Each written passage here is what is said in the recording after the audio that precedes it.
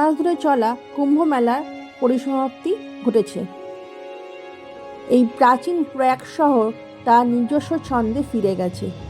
বিভিন্ন প্রান্তের পর্যটকরা হোটেল বুক করে ট্রেনের টিকিট কেটে বেরিয়ে পড়বেন। এলাহাবাদের অনেক দ্রষ্টব্যের মধ্যে অন্যতম সুন্দর জায়গা হলো এই খুসরো বাগ, যা সাধারণত আমাদের চোখ এড়িয়ে যায়। মুঘল রাজবংশের ইতিহাস বলতে আমরা জানি দিল্লি, আগ্রা এবং ফতেপুর সিক্রিকে ঘিরে, কিন্তু এই খুসরো বাগের সঙ্গেও মুঘল রাজপরিবারের ইতিহাস জড়িয়ে আছে, যা আমরা অনেকেই হয়তো অপরিচিত।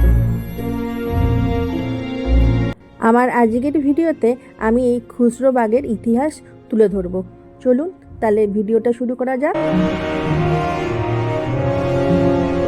এলাহাবাদ বা প্রয়াগরাজ ভারতবর্ষের উত্তরপ্রদেশের মহানগর। গঙ্গা, যমুনা ও সরস্বতী নদীর মিলন স্থান এলাহাবাদ একটি পরিচিত পর্যটন কেন্দ্র।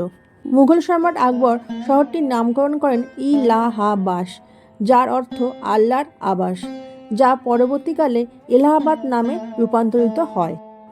আকবর নির্মিত আকবর ফোর্ট, সরস্বতী কূপ, অক্ষয় বট, আলোপি দেবী মন্দির ইত্যাদি নানান দ্রষ্টব্য স্থান রয়েছে এই প্রয়াগরাজ বা এলাহাবাদ শহরে।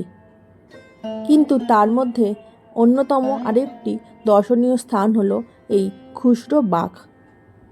40 একর বিস্তৃত এই জায়গাটি শুধুমাত্র একটি সুন্দর উদ্যান নয়, বরং এখানেতে রয়েছে মুঘল পরিবারের 4টি সমাধিস্থল। কিছুদিন আগে এলাহাবাদ বেড়াতে গিয়ে যে কয়েকটি স্থান ভ্রমণ করেছিলাম, তার মধ্যে একটি অন্যতম ছিল এই খুসরো বাগ।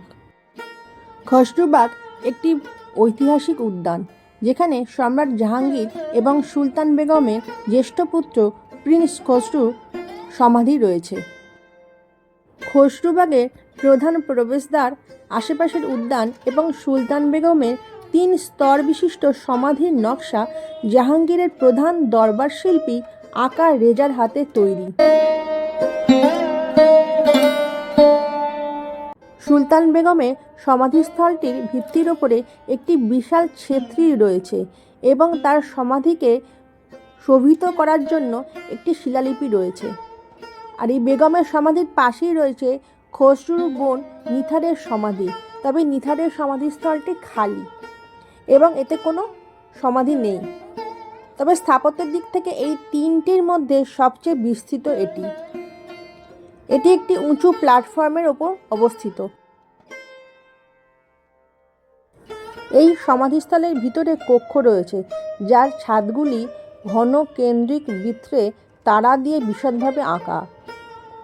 কেন্দ্রীয় কক্ষটির দেওয়ালে পারস্যের সাইপ্রাস মদের পাত্র, ফুল এবং গাছপালার ফুলের সজ্জা রয়েছে।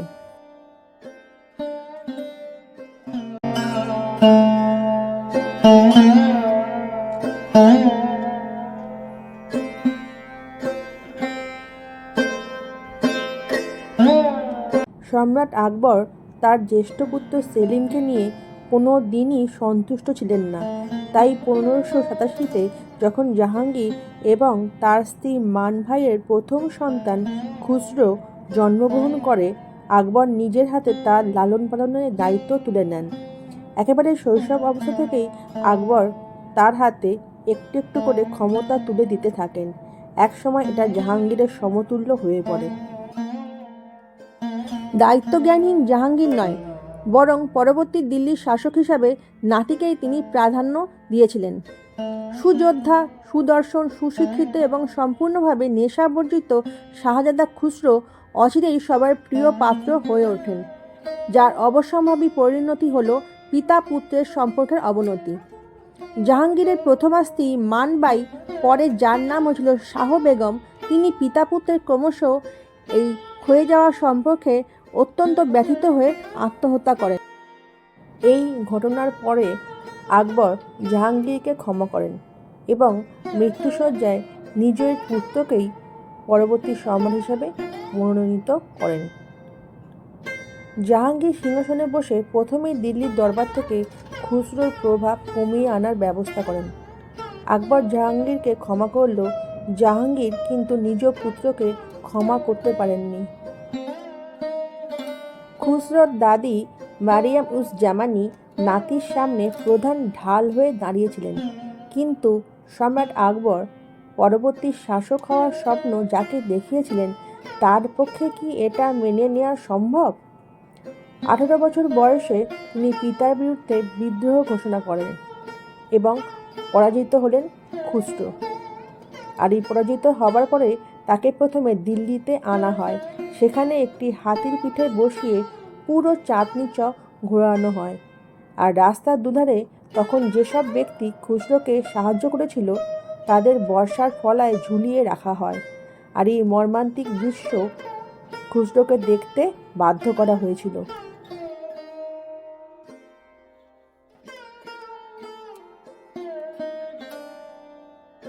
এরপর তাকে আংশিক অন্ধ করে আগ্রায় নিজ কক্ষে বন্ধ করে রাখা হয়।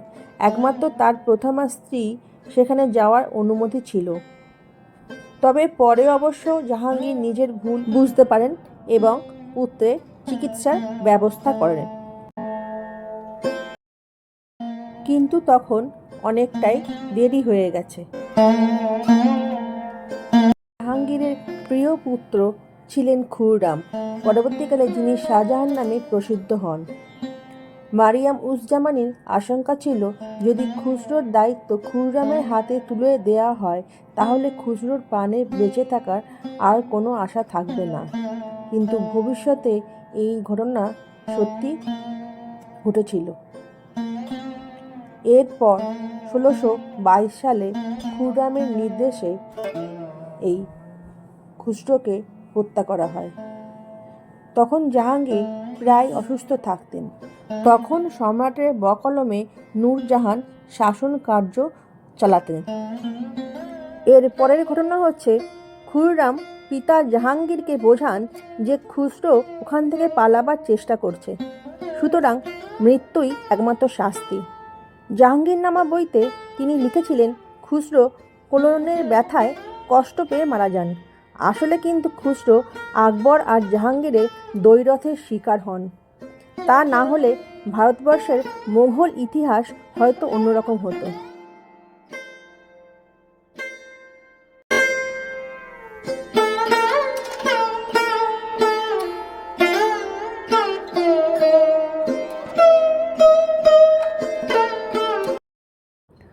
জাহাঙ্গীরের নির্দেশে মা শাহ বেগমের পাশের সমাধিস্থলে এই খুসরোকে সমাধিস্থ করা হয়।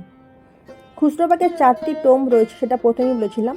প্রথমটি জাহাঙ্গীরের স্ত্রী শাহ বেগমের, তারপরে খুসরো মির্জার এই 2 সমাধির পাশে খুসরোর বোন নিথার বেগম নিজের জন্য অপূর্ব একটি সমাধি ক্ষেত্র তৈরি করেন, যদিও সেটি ফাঁকা রয়ে গেছে কারণ মৃত্যুর পর তাকে সেকেন্দ্রাবাদে আকবরের সমাধিস্থলের পাশেই কবর দেওয়া হয়।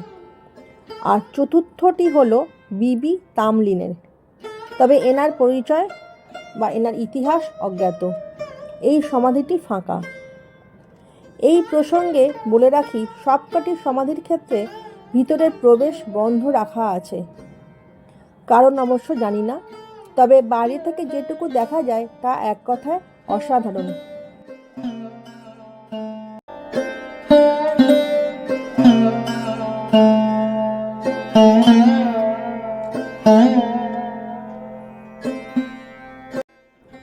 আমার সঙ্গে আপনারা নিশ্চয়ই একমত, কি বলেন?